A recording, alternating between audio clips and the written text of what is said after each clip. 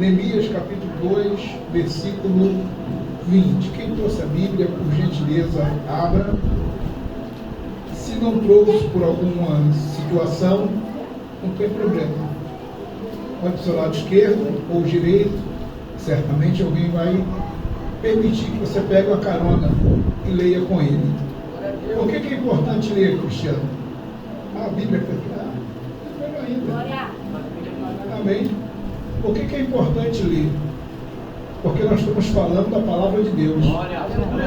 E ela tem um poder sobrenatural de, na leitura, operar na vida das pessoas. Eu creio nisso. Na leitura. Eu já vi gente ser liberta só lendo o versículo. Já vi sendo liberta só com o outro recitando o versículo. Já vi demônio sendo expulso só pela leitura da palavra. Porque é a palavra de alguém que tem muito poder. Verdade. É a palavra de Deus. Aleluia. A primeira sentença do versículo diz assim: então lhe respondi e disse: o Deus dos céus é o que nos fará prosperar. Esse é o versículo. E o Deus dos céus é o que nos fará prosperar. Glória a Jesus. Em nome de Jesus. Oh, glória a Deus. Aleluia, Senhor. Vou repetir, vamos lá. E o Deus dos céus é o que nos fará prosperar. Você consegue olhar para alguém e dizer assim: esse Deus é tremendo. Esse Deus é tremendo. Fale para si, é Ele que nos fará prosperar.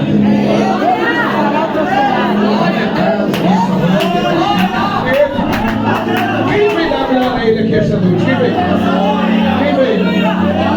Quem vem dar glória para o Deus dos céus?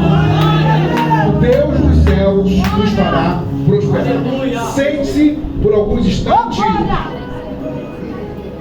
Nós estamos celebrando o mês da família. Oh, glória. E nada mais justo que dizer para os irmãos que as famílias estão precisando dessa prosperidade. O termo prosperidade na Bíblia não indica propriamente dinheiro, riqueza. O termo prosperidade na Bíblia, ou prosperar, significa fazer feliz, ser bem-sucedido, ser bem-aventurado. Então, necessariamente, quando eu digo fulano é próspero, não estou dizendo fulano é rico em bens materiais ou coisa parecida. Eu digo fulano é feliz, é alegre, tem um gozo sobressalente. Mas as notícias que chegam podem muito bem trazer para nós, as notícias podem muito bem trazer para nós situações de tristeza, de angústia, de agonia, de melancolia. Basta uma notícia ruim, pode acabar com a nossa alegria. Basta uma notícia ruim, pode acabar com a nossa paz.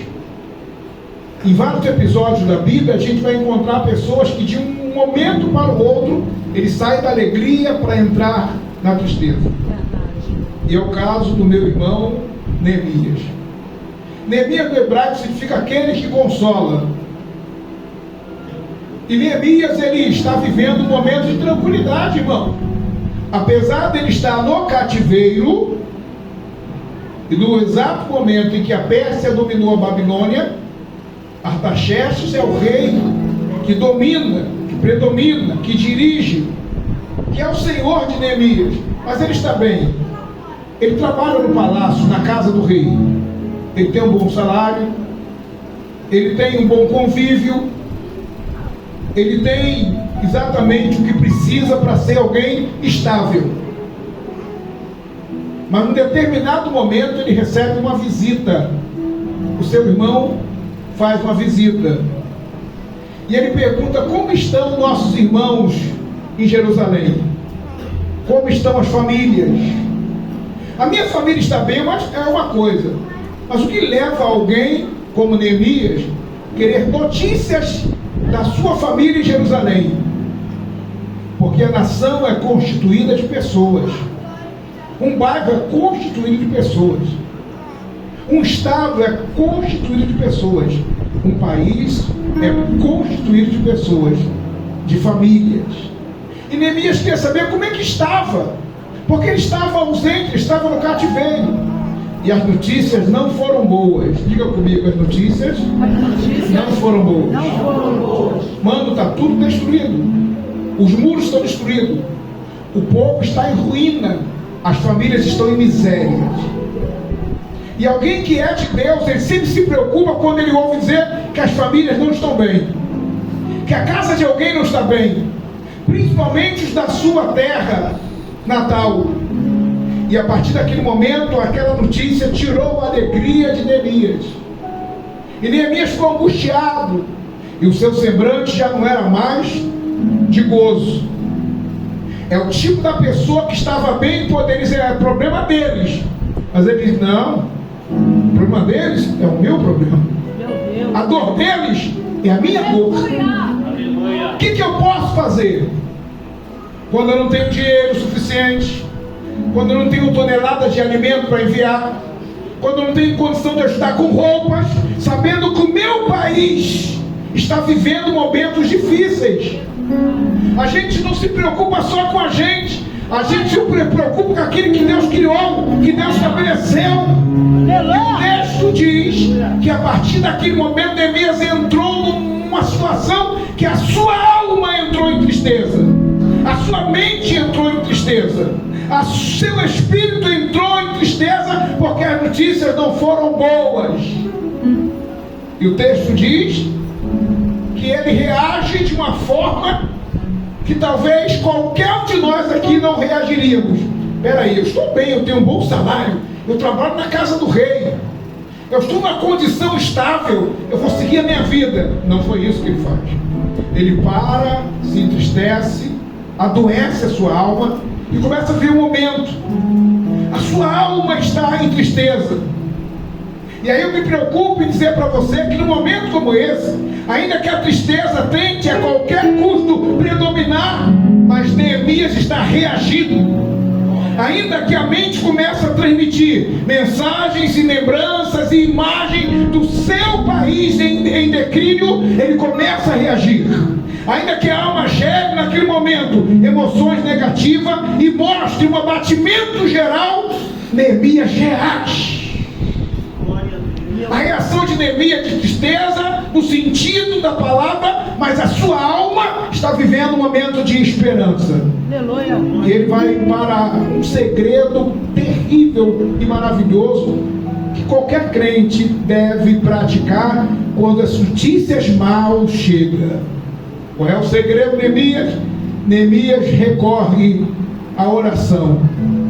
E ele ora a quem? Ele ora ao Deus dos céus. Aleluia! Aleluia! Nas horas que a situação estiver difícil, não adianta procurar o político. Pode até adiantar por um estágio da vida. Pode até procurar o rico. Pode até procurar o homem que tem renome, nome que for. Mas só tem um que traz a solução.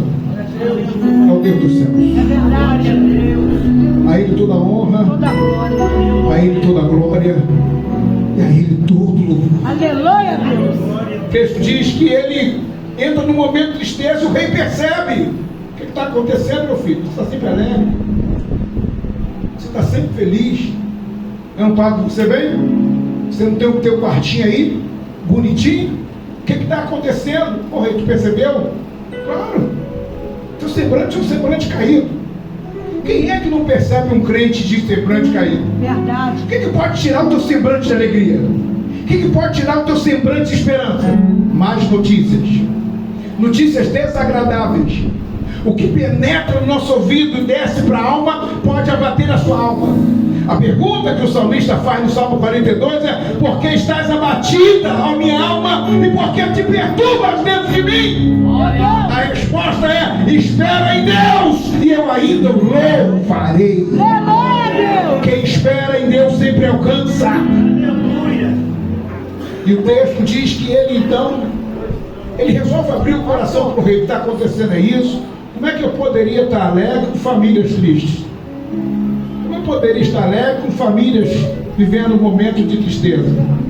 Como é? Porque tem gente que não liga, mas o crente liga. Verdade. O crente salvo, lavado, remido pelo sangue de Jesus. O crente que percebe que Jesus largou a sua família espiritual e se encarnou para tratar de pessoas na terra. Meu Deus. Ele tem o mesmo sentimento de misericórdia, de solidariedade. E o texto diz que ele falou: não tem como eu ficar alegre, rei. O povo está lá sofrendo, famílias e famílias, casas e casas, vidas e vidas, gerações e gerações destruídas. E o que eu posso fazer? Se tu achar graça, me libera. Eu quero dar um pulinho lá. Eu quero chegar na terra e ver o que está acontecendo. O que tiver de fazer, eu vou fazer. O rei falou: tá bom, quanto tempo você precisa? Quanto tempo? Ah, vai, não demora. Mas eu queria lhe pedir um favor. Me concede aí materiais e também um documento para me passar nas fronteiras, porque o povo te respeita, rei.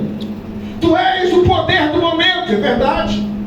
Os medos e persas que tinham derrotado os babilônicos, destruído a maior das nações que haviam destruído os judeus. Então o povo pensou que para quem destruiu os judeus, medos e persas, principalmente os persas, deve ser uma potência. E quem não respeita uma potência? Mas assim como respeito a potência aqui na terra, nós também sabemos quem é a nossa potência do céu. Quem é a potência do céu que te dá graça?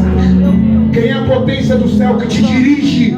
Quem é a potência do céu que faz os demônios cair para você passar dando glória e louvando o nome do Senhor? Quem é? O Deus dos céus, o Jeová, o Elohim, o El Shaddai, o Deus Todo-Poderoso. Interessante, irmão, que ele começa a descrever e ele consegue a graça de sair. A maneira como ele se introduz diante do rei, diante de Deus, é orando. O texto diz que ele faz uma oração. Qual é o segredo quando a tristeza vem tentando abater você? Oração. Ministério de oração. O Senhor ensinou isso para a gente. Clama a mim e responder-te-ei. Por que eu estou vivendo esse drama e eu nunca saio dele? Será que você já entrou no ministério de oração, de clamor, de busca? Vitória não vem fácil. Vitória não vem no estará de Deus. Vitória não vem porque eu sou bonitinho. A vitória não vem porque eu sou filho predileto. Deus não tem filhos prediletos. Deus tem filhos. Filhos que buscam, filhos que oram, filhos que clamam, filhos que confiam, filhos que se aproximam dele. Meu Deus! Filhos que depositam a sua confiança em Deus. Filhos que sabem que com Deus ele pode contar. Filhos que sabem que tem uma herança na mão de Deus na vida dele. Aleluia! E a Bíblia diz que ele vai buscar o Senhor em oração. E a argumentação de Neemias é sensacional, irmãos. Quando ele começa a orar, a partir do versículo 5, ele reconhece a grandeza de Deus. O povo é pobre, mas Deus é grande. O povo não tem, mas Deus tem. O povo não tem onde fazer, mas Deus faz. O povo não pode produzir, mas Deus cria todas as coisas. Eu estou falando do Deus Todo-Poderoso.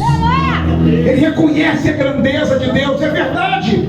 O que diz no Salmo 126? Grande é o Senhor e muito digno de louvor. O que diz no Salmo 3? Grandes coisas fez o Senhor por nós. Graças a Deus.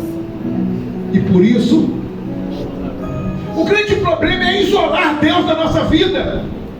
O grande problema é colocar Deus de lado e pensar que a gente pode tudo, que a gente tem capacidade intelectual, que a gente tem capacidade filosófica, que a gente tem uma boa argumentação. Esse é o problema. Mas, irmãos, isso não funciona. Jesus ensinou a nossa igreja: sem mim nada podeis fazer.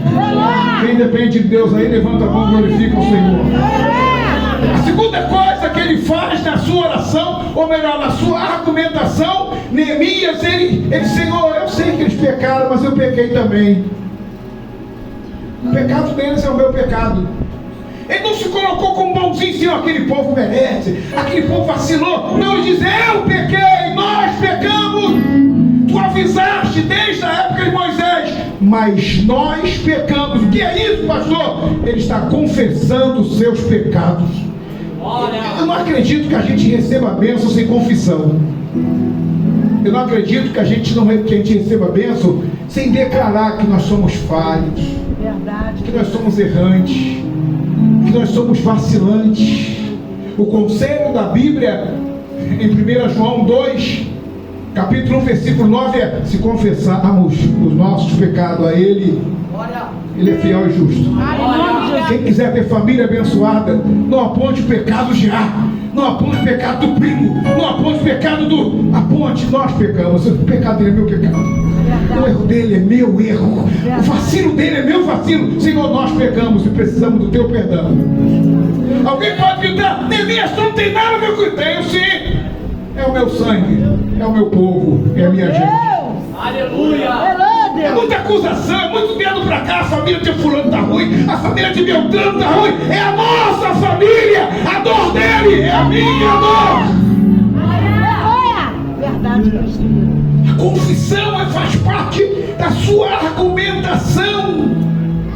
Aí ele vai levar Deus. Olha só, quem somos nós? Mas nós somos atrevidos. Quando a gente pega um pouquinho do embalo, a gente quer botar Deus na parede. Mas a oração dele é uma oração que vale a pena, porque ele começa a lembrar as palavras que Deus falou para Moisés, que Deus falou pela boca de Noemi, que Deus falou na boca de Noemi para Ruth, de Ruth, quando Ruth falou assim: minha sogra, você não vai embora não, você não vai sair, porque eu aprendi a conhecer Deus através de você. Meu Deus. Sogra, eu e você somos família. Verdade. Tanta gente não gosta de sogra, né? Verdade. Briga com a sogra, fala mal da sogra. Meu Deus. Alguém fala: feliz foi Adão que não teve sogra. Não tem nada a ver. Sogra também faz parte do teu parentesco. Verdade. Faz parte. Tem uma certa ligação. Talvez não seja tão direta, mas tem. E a Bíblia diz que Neemias olha para Deus: Senhor, a tua palavra, tu tem uma aliança com este povo. Tu tem uma aliança com essa gente.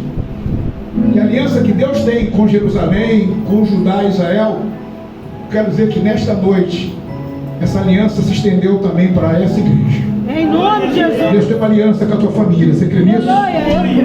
Levante as mãos e aceite isso. Deus tem uma família que tem uma aliança com a tua casa. Alguém pecou, mas Deus não quebra a aliança. A aliança está firmada. Quem é especialista em quebrar a aliança somos nós. É verdade. Nós quebramos a aliança como quem quebra uma linha roca, uma linha 10, uma linha de nylon, não sei como. A gente quebra a aliança, estoura a aliança. Mas Deus não. Deus diz assim: eu velo pela minha palavra. Meu Deus. Eu tenho uma palavra com o Klaus, eu tenho uma palavra com a Maurir, eu tenho uma palavra com o Zé Carlos, eu tenho uma palavra com a Denise, eu tenho uma palavra com a Maria José, eu tenho uma palavra com o Simar. Eu, ainda que ele erre, eu não quebro a minha palavra, a minha aliança eterna. Era isso que Neemias estava falando. Deus, se lembra daquela aliança que tivesse com Moisés? Eu não acredito que tu quebrou ela. Porque as tuas palavras são como um martelo que esmiuça a penha. Verdade, Cristo. Como é que é isso? Ela não volta vazia. Tuas palavras são amáveis, são afáveis. Suas palavras penetram na divisão da alma, juntas e medula. E é essa palavra que eu vou me agarrar. E aí ele faz a oração da petição, porque a oração tem que ter objetivo. Se a oração não tiver objetivo, ela fica no ar. Olhe para cá, irmãos. Muitos de nós estamos sofrendo porque as nossas orações não são objetivas. Oração objetiva são orações necessárias. Oração objetiva são orações diretas. Oração objetiva são aquelas que têm começo, meio e fim, que têm destino, que têm propósito. Acredite que nesses últimos dias tem gente orando para derrubar o barraco do outro. Tem gente orando para ver a casa do outro arruinada. Tem gente orando para que ele sobressaia em cima do erro do outro. Bem feito, caiu. Eu orei, Deus é fiel. A oração de Neemias é a oração que ele está vendo família destruída por causa do pecado, por causa da desgraça, que eles quebraram a aliança com Deus. Deus permitiu que os babilônios entrassem. Foi Deus quem permitiu os babilônios entrarem. Foi Deus quem permitiu os babilônios destruíram tudo. Tem coisas na vida que é Deus quem permite. Mas fica bonito quando a gente chega, quando alguém que não tem nada a ver com isso chega e diz: Senhor, eu te peço, é o teu povo, prospera esse povo, Jesus, prospera essa gente, porque quem abençoa é abençoado. Aleluia! Repita isso: quem abençoa é abençoado. Eu não ouvi, diga: quem abençoa é abençoado. Olhe para o irmão que está ao teu lado, coloque a mão do ombro dele e diga: eu te abençoo, porque te abençoando eu sou abençoado. Eu sou abençoado. Eu quero ouvir o glória da igreja. Cadê o glória? E aí você vê que Neemias ele vai ter sucesso na oração. Primeiro, ele tem sucesso diante do rei, e daqui a pouco ele vai ter sucesso diante do povo, porque assim que ele é liberado, ele sai. E a Bíblia diz que ele andou durante quase 3 dias, a cidade a pé. Andou, olhou tudo e chamou a atenção tanto de inimigos, porque você, quando se levanta para abençoar, você logo também levanta inimigos. Verdade. Quer arrumar inimigo? Seja abençoador. Quer arrumar inimigo? Seja alguém que profira a bênção. Quer arrumar inimigo? Faça o bem. Quer arrumar inimigo? Seja reto. Quer arrumar inimigo? Seja justo. Quer arrumar inimigo? Principalmente invejoso? Seja correto. Quer arrumar inimigo? Seja adorador. Se olhar para a direita e se olhar para a esquerda, alguém vai te olhar, mas não se preocupe. É Deus que recebe o teu louvor. É Deus que recebe a tua adoração. É Deus que recebe a tua oração. Oh, glória! Obrigado, Jesus. Então a oração de Neemias só é válida porque diante do rei e diante de Deus ele honra princípios. Aleluia. É importante honrar princípios. Diante de ninguém é nada. Diante do rei também. O primeiro princípio que ele honra aqui é o princípio da autoridade. E autoridade dupla, porque ele tanto honra o princípio da autoridade em relação a Deus e aos homens que estão sob a liderança dele. Em nome de Jesus. A rebeldia não tem lugar na vida de Neemias. Famílias estão sendo destruídas e continuam destruídas porque pessoas não sabem honrar princípios. Principalmente o princípio da autoridade. Esse é meu líder, eu estou debaixo da costela dele, ele é meu mentor, então a ele eu honrarei. Em nome de Jesus. O grande problema é esse. É que hoje ninguém quer obedecer.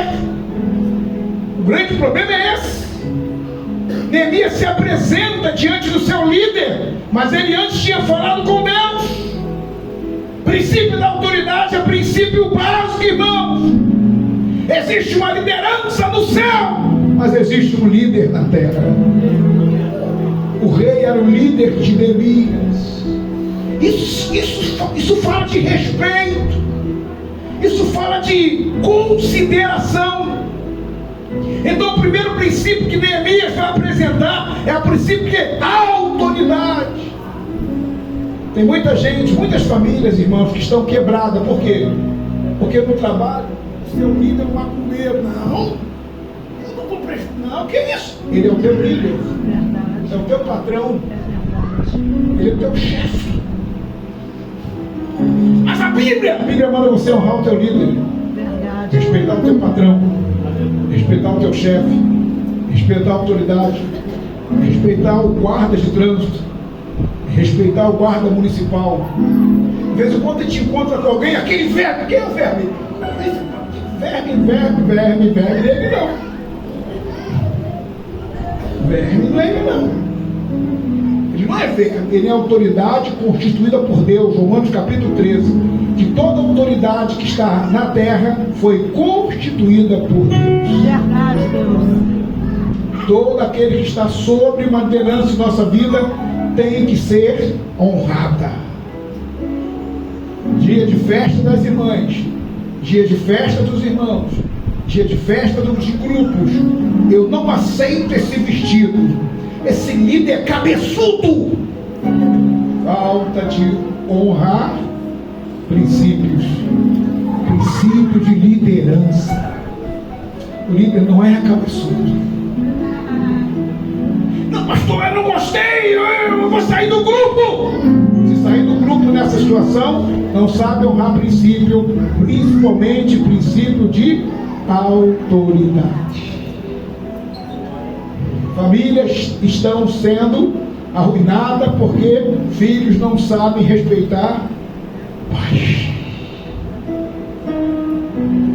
Filhos aprenderam a bater de frente. Qual é a coroa? Vem pra cá não, que agora botou uma calça comprida, criou um bigodinho aqui em cima, não sabe respeitar o líder, seu pai, sua mãe, que com muito sacrifício tem tentado criar e educar a sua vida. Famílias estão sendo destruídas. Hoje eu falava na matriz que quando você chega no presídio, você vê um bocado de jovens, muitos jovens, mas não é pouco não, é muitos jovens presos. Por que estão ali? Porque não souberam honrar o princípio da autoridade de pai para filho ou de filho para pai. Isso é tão sério que há um mandamento na Bíblia em relação a isso: honra teu pai e a tua mãe, que é o primeiro mandamento com promessa, para que vivas bem na face da terra, para que não morra rápido, para que tu não percas a vida, ou vai parar dentro de um presídio, de uma cadeia, por causa que não soube honrar princípios. Quantos estão sofrendo hoje, comendo o pão que o diabo amassou, porque não sabe honrar os princípios da obediência ao seu pai e à sua mãe. Alguém me ouve? Diga glória a Deus. Glória a Deus, aleluia, Jesus. No mês da família precisamos observar que o outro princípio que Neemias apresenta, porque a família dele lá na Pérsia era o rei Artaxerxes. Ele vivia naquela casa. Não era só a relação de rei para um copeiro, era a relação de família. Era a relação de família. Neemias não tinha o rei só como rei, ele tinha um rei como seu pai, como a sua família. Ele foi sozinho para o cativeiro. Então o segundo princípio é o princípio de servidão. Quem não serve para servir, também não serve para viver. Meu Deus. Meu Deus. Meu E até ouvir um glória. Meu Senhor da glória, Jesus Cristo. Tem gente que já nasceu assim, com o nariz empinado. Não vem pra cá não, que eu sou convertido, mas meu dedo, a minha mão não. Isso é falta de servidão. O fato de sermos crentes não nos coloca com uma autoridade absoluta. O fato de sermos crentes não nos coloca acima do céu. Jesus falou assim, ó: se me amardes e me servirdes, sereis amados do meu Pai. Meu Deus. É isso. Jesus falou assim, ó: servi ao Senhor com alegria. Aleluia, Deus. E apresentai-vos a Ele com cântico. Meu Deus. Josué falou assim, ó: já aprendi o segredo, eu e a minha casa serviremos ao Senhor. Aleluia, Deus. E servir ao Senhor é servir ao nosso próximo.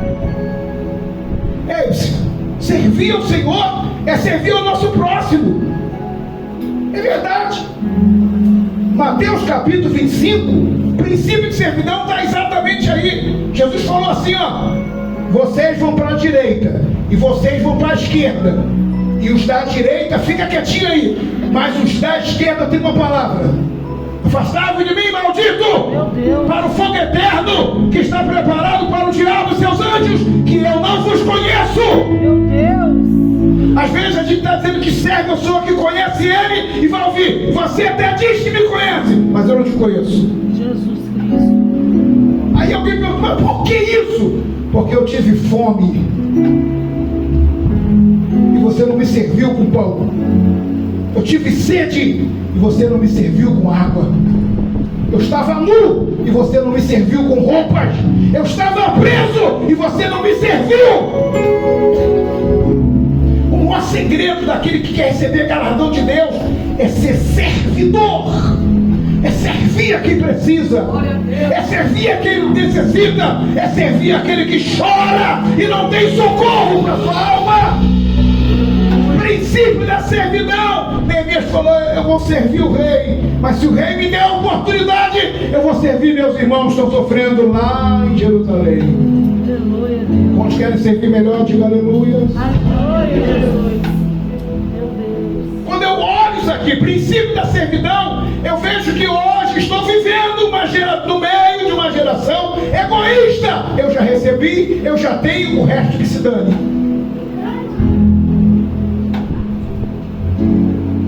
Qual foi a pergunta que o Senhor fez a Isaías? Isaías, o povo está aí sofrendo. Não tem condição de eu descer. A quem eu posso enviar? Quem há de ir por nós? Isaías podia falar: Senhor, eu estou bem aqui, sou profeta. Mas ele tomou uma lição no mesmo texto. Ele teve um encontro com Deus. E para responder o que ele respondeu, eu vou lhe responder. É preciso ter um encontro com Deus, uma transformação, uma renovação no pensamento, na vida. Porque ele diz assim: Senhor, eis-me aqui, eu posso ir servir, envia-me para me servir. Mas por quê? Porque no encontro que ele teve com Deus, ele viu o Senhor assentado, ele viu uma visão do Senhor no alto, sublime trono, e aquela visão transformou ele.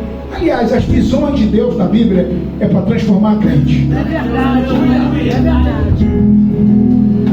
Quantos irmãos contam visão, né? Pastor, eu estava orando e eu tinha uma visão. O que você viu? Eu vi um resplendor muito grande que vinha na minha direção. Uma vez eu vi, e veio assim, quando chegou para mim, explodiu. Por que isso? É para transformar a tua maneira de agir, a tua relação com Deus. É para tu ver que existe um Deus poderoso, um Deus que a pessoa diz que ele ecoa no ar, ele não tem um corpo, ele não tem um formato físico, mas existe um Deus todo-poderoso, um Deus criador, um Deus que tem poder dinâmico de trazer a bênção à existência, de trazer à existência aquilo que não existe. A tua cura talvez não exista, mas Deus pode trazer a existência. A porta talvez para você não exista, mas Deus pode abrir a porta. Em nome de Jesus. O Senhor falou: vocês não sabem servir. E os da direita? Os da direita não. Esse tem o princípio da servidão. Neemias continua apresentando para nós que quer ver famílias restauradas. Eu quero perguntar: quantos querem a sua família restaurada aqui?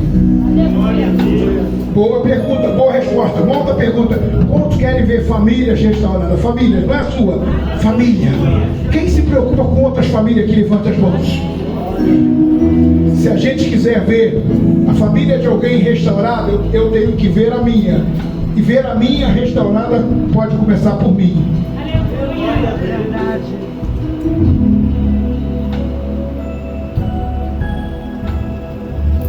O egoísmo tem que cair por terra. Em nome de Jesus. O orgulho tem que cair por terra.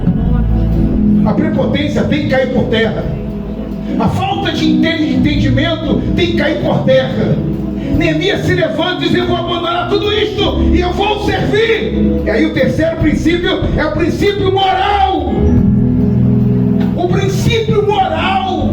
O que é o princípio moral do texto? É que ele se apresenta ao rei. E quem tem moral, moral, quem tem moral, quem tem ética, não precisa contar história, inventar assunto. Não, o rei, ele é o seguinte: ele chega diante do rei e ele abre o livro. Tu quer saber o que está acontecendo, rei? Meu povo está mal, a família toda destruída, o povo está lá em Jerusalém, eu queria dar um pulinho lá.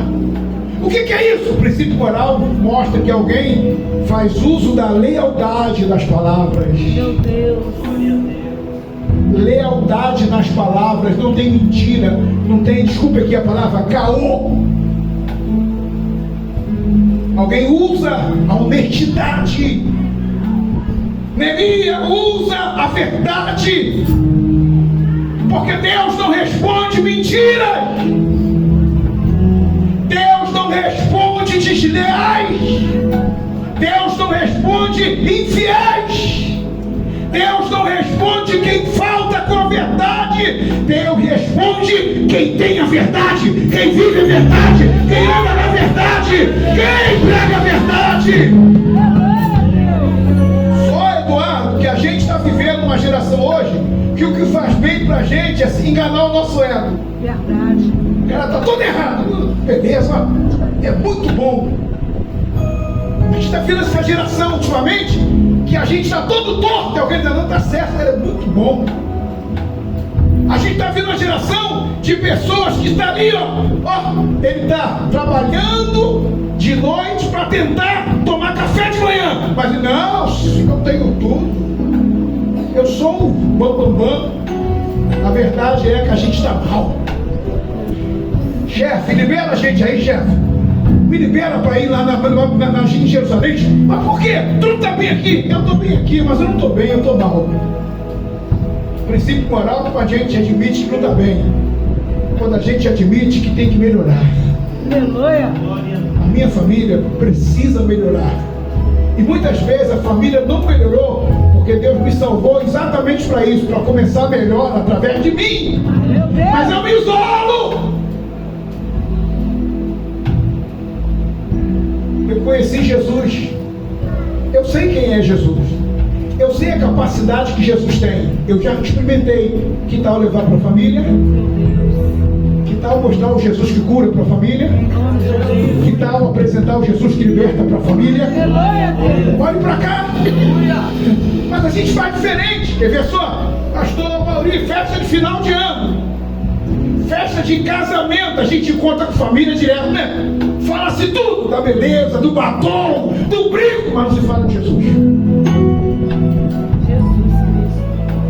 Seu vestido, hein? Ih, mano, prima, há quanto tempo ele tá gordinha? Aí a gente olha o pneu, a gente olha a bochecha grande, a gente olha tudo, mas a gente não olha que aquela família, que a minha família precisa ouvir falar de Jesus.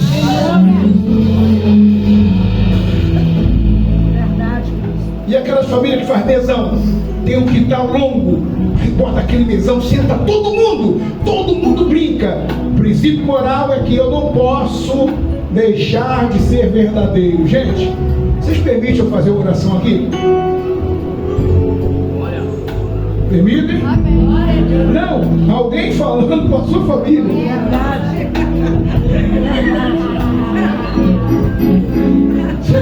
Gente, eu sempre estou na hora de comer, tem até bêbado aqui, eu respeito a bebida de vocês, pode continuar bebendo, mas eu posso fazer uma oração? Por que eu vou orar? Porque eu tenho um Deus dos céus que tudo pode. Verdade. Eu tenho um Deus do céu que liberta. Eu tenho um Deus do céu que me libertou. Alguém vai pular e vai ser verdade. Tu era cachaceiro, tu era mendigueiro, e agora eu estou te vendo diferente. E você vai dizer, é o Jesus que eu vivo. Levante as mãos e glorifique ao Senhor. Levante as mãos e glorifique ao Senhor. E aí, irmãos, Deus entra, porque Deus responde a quem obedece e respeita princípios morais. É a tua vez. Pastor, eu moro num quintal que todo mundo é da quizumba, é de briga. Você é de paz? Use o princípio moral. Mostre para ele quem você é. Mostre para ele o Deus que está na sua vida. Mostre para ele a educação espiritual que você recebeu da tua igreja, do teu pastor e da Bíblia. Pastor, lá no colégio, os moleques xingam, dá pernada, e eu fico lá no canto e me chama de bobo. Permaneça dando o teu testemunho de luz e vai resplandecer naquele lugar a glória de Deus. Princípio moral, Deus responde. Quando ele vai falar com o rei, a Bíblia diz que ele tem moral. Ele respeita o princípio moral. E o princípio ético? O princípio ético é entender que apesar dele ser servo de Deus, ele está vivendo na terra. Princípio ético é entender que apesar de eu ser crente, eu não sou o melhor. Alguém criou esse provérbio que o crente é o melhor, o crente, eu sou filho do rei, eu tenho que estar por cima. Não, senhor. Não chegou a hora de você estar por cima. Tem muito crente que está lá embaixo, no anonimato. Tem muito crente que está lá na Babilônia. Tem muito crente que está lá no Riquebá chorando. Tem muito crente que não vai ser rico. Tem muito crente que não vai ter casa na Barra da Tijuca. Tem muito crente que não vai ter conta bancária poupuda. A vantagem que o crente tem, a diferença entre o justo e o injusto, é a presença de Deus na sua vida, é a unção de Deus. O princípio ético vai ensinar que, apesar de ser crente, ele também é um ser social.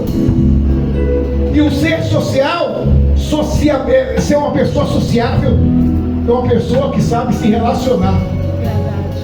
Pessoa que sabe conversar uma com a outra. Já pensou, irmãos, se Neemias não tivesse o princípio ético, fosse aquele empregado bicudo, aquele empregado moribundo, aquele empregado que ele chega no trabalho, bom dia, ele chega no colégio, não fala com ninguém, e depois chega em casa, mas ninguém fala comigo. E você dá bom dia às pessoas? Você dá boa tarde a alguém? Não? Está te faltando ética, filho. Neemias só foi atendido pelo rei porque ele respeitava e tinha princípios éticos. O que é princípio ético? É aquele que sabe a ciência de se relacionar. Primeiro, tem relação com Deus. Segundo, tem relação consigo mesmo. Eu tenho que estar bem. Tem tanta gente cantando, pregando, pulando, indo para a igreja com a Bíblia na mão, que não se relaciona nem com ele mesmo.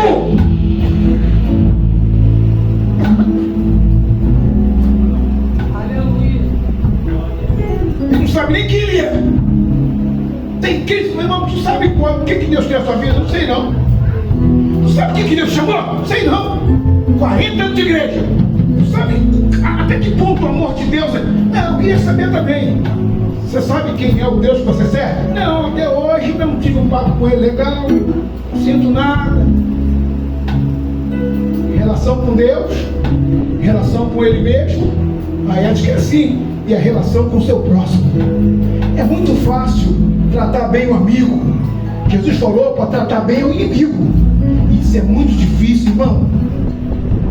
Isso é muito difícil. Mas Neemias, quando chega lá em Jerusalém, ele dá atenção para os inimigos que se levantam. Quem era? O Gerses, Tobias e Sambalate. Não negou a conversa. O que você...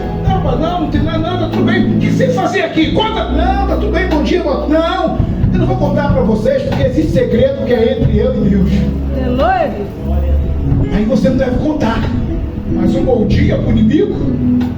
Pastor, como é que é isso? Já observaram o que o apóstolo Paulo ensina, irmãos? Olhem para cá. O que o apóstolo Paulo ensina lá em Romanos?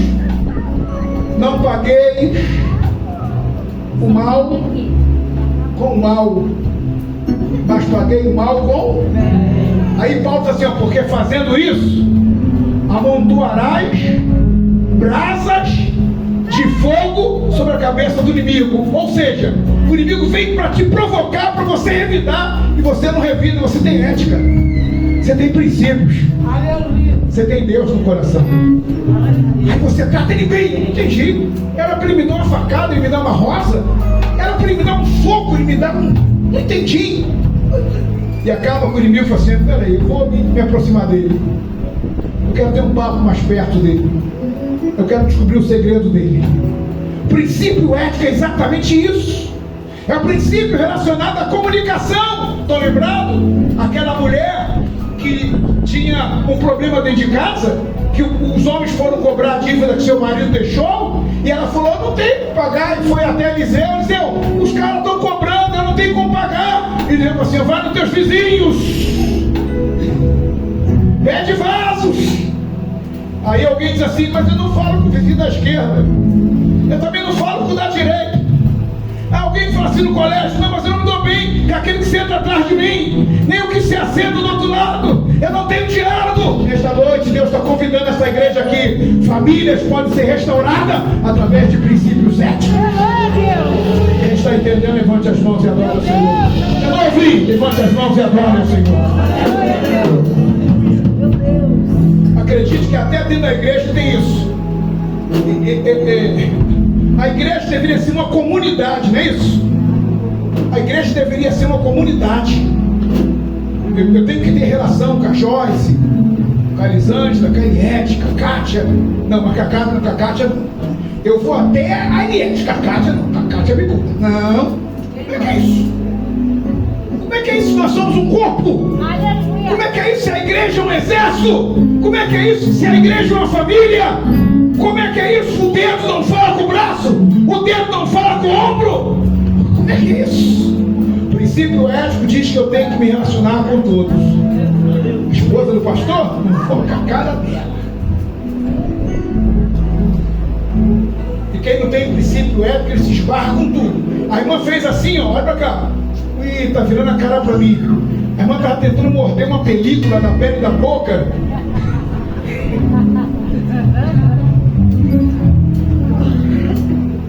A falta de ética faz a gente enxergar problema onde não tem. Esta noite, famílias podem ser restauradas com gestos, com atitudes. Não é só o campo espiritual que traz renovação e restituição. O que aquela mulher do capítulo 2 de 2 Reis fez foi apenas ouvir o profeta. O que ela tinha que fazer espiritual, ela fez. Agora ela tinha que fazer a parte social. Ela tinha que ir lá. Ela tinha que conversar e bater na porta da vizinha. Uma vizinha que ela nunca falou. Vizinha, eu nunca falei contigo, mas filho, pega mal, né? Nunca falei, mas eu queria falar uma coisa. Fala, eu quero um vaso emprestado. A vizinha tem todo o direito assim, menina, nós estamos morando nessa rua há quase 30 anos, você nunca me deu um bom dia. Eu quero ganhar famílias para Jesus. Eu moro nessa rua há 30 anos, você nunca me deu um oi. Simplesmente porque não tem ética, princípios éticos. Não sabe se relacionar por meio da comunicação. Você não precisa abraçar, você não precisa beijar. Você só precisa ser agradável. Bom dia, vizinha. Alguém um dia falou assim: sabe aquela vizinha que passa aqui? Aquela crente, é aquela que dá bom dia. Aquela mulher, eu não sei, eu queria ser que nem ela. Eu queria ser que nem ela.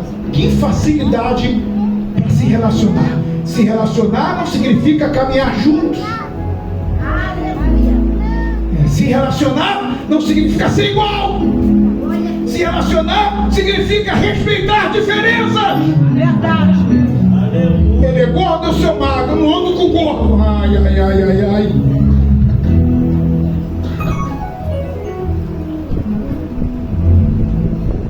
Neemias foi lá, um princípio ético, conversou com seu líder. E quando ele tem a ordem para sair, eu vou começar a acabar, tá? Fica tranquilo. Eu custo vir aqui, quando eu venho.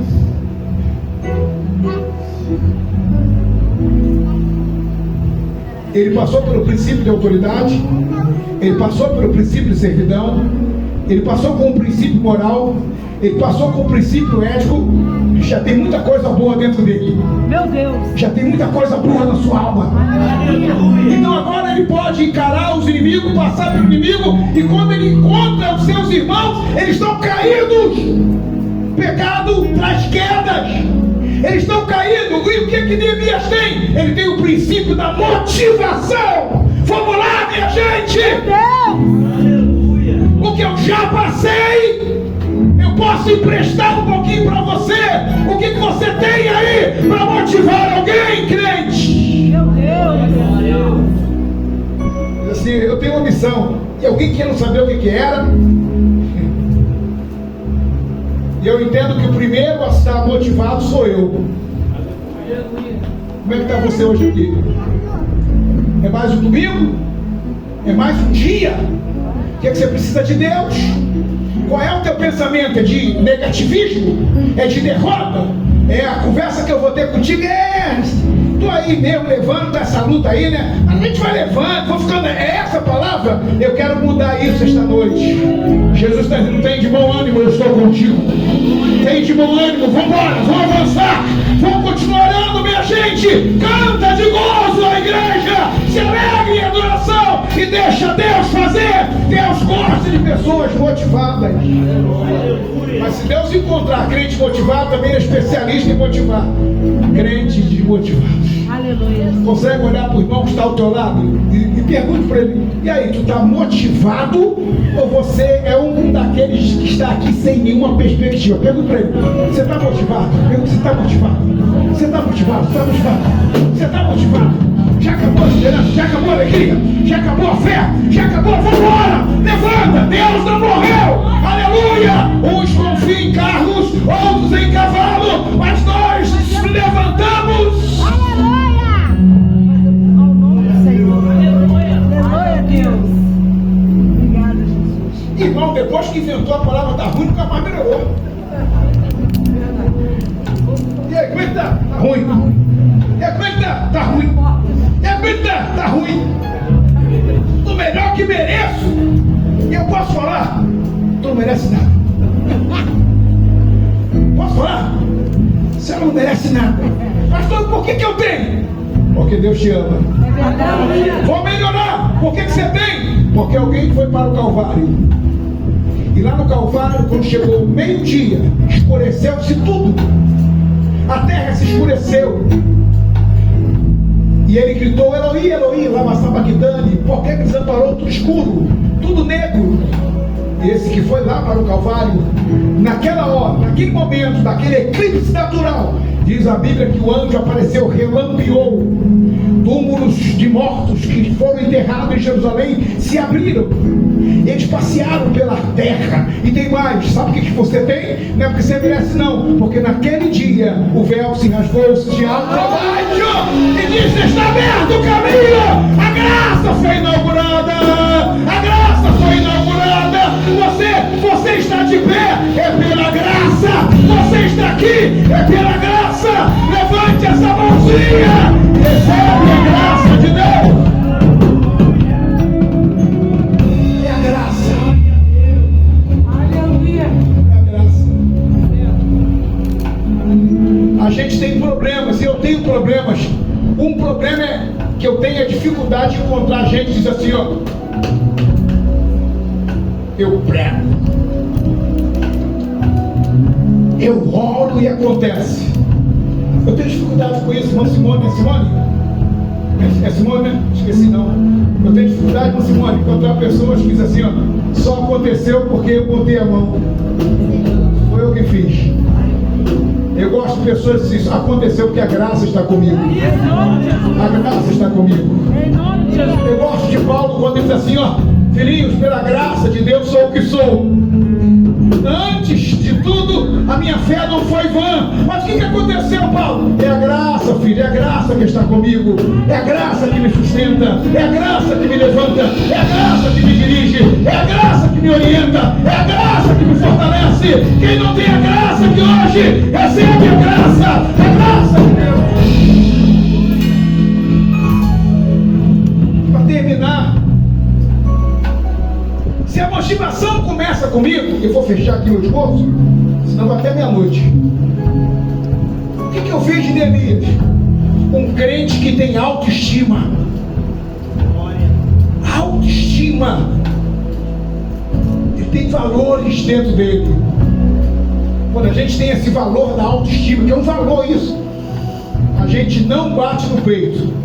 A gente diz assim: sabe o que eu estou de pé? Sabe o que eu fiz todas essas coisas? Porque o Deus dos céus me fez prosperar. Eu quero encerrar o sermão aqui exatamente agora. O que o Deus dos céus tem a te oferecer aqui esta noite? No céu não tem pobreza.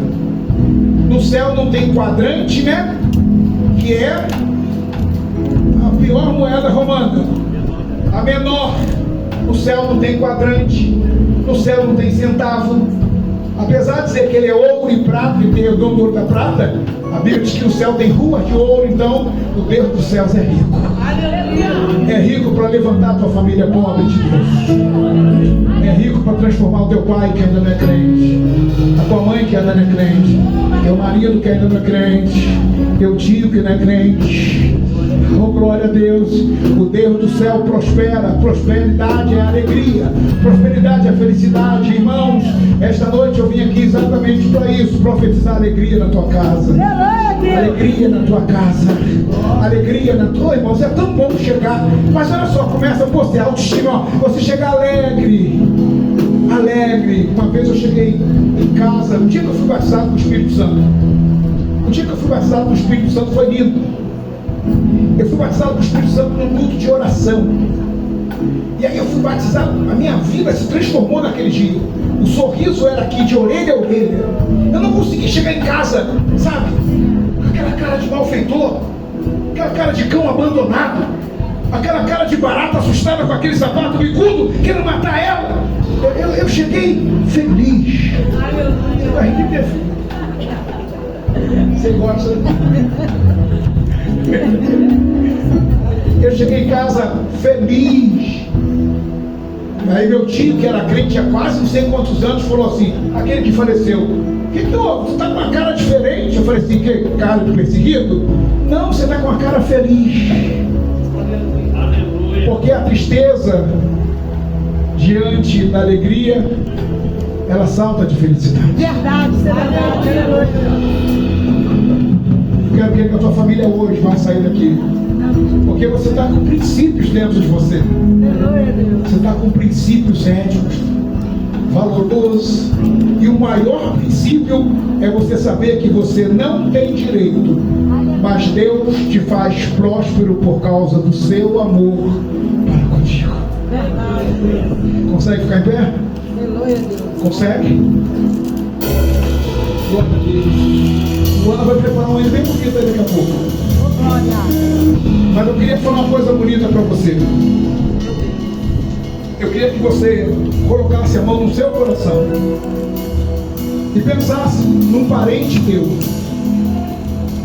em alguém que precisa muito de ser feliz, de ser alegre, alguém que precisa viver o que você está vivendo.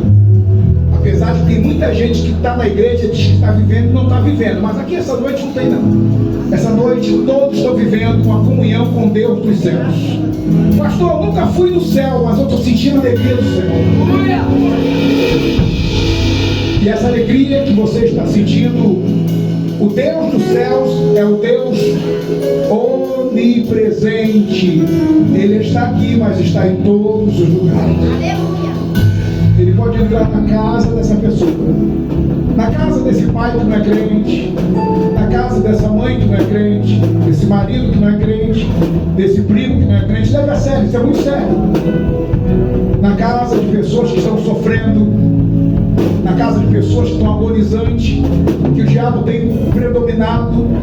E eu queria que você fizesse uma oração rápida, envolvesse o nome do Deus dos céus. Diga para Deus: Deus do céu, prospere a minha casa. Deus dos céus, prospere a vida do meu tio, do meu primo, da minha prima. Feche seus olhos, diga isso várias vezes. Prospera a minha casa, prospera a minha família, prospera, Senhor os meus, prospera, Senhor, aqueles que estão dominados pelo diabo. Quebra as correntes, quebra as maldições, quebra, Senhor, os demônios que vêm acompanhando, que vêm destruindo. Eu quero que esta noite o Deus dos céus, que olha por cima, fale com Deus, o Deus Altíssimo, que olha com autoridade, que olha com poder, que Ele desça na terra para quebrar cadeias, para quebrar maldições, para quebrar misérias, para quebrar valentias, para quebrar vícios, para quebrar macumbas, para quebrar o mal nesta noite. Haja o movimento dos céus na terra, haja o movimento espiritual. E quando eu chegar na casa dele, eu quero ver ele dizendo: Deus visitou a minha casa.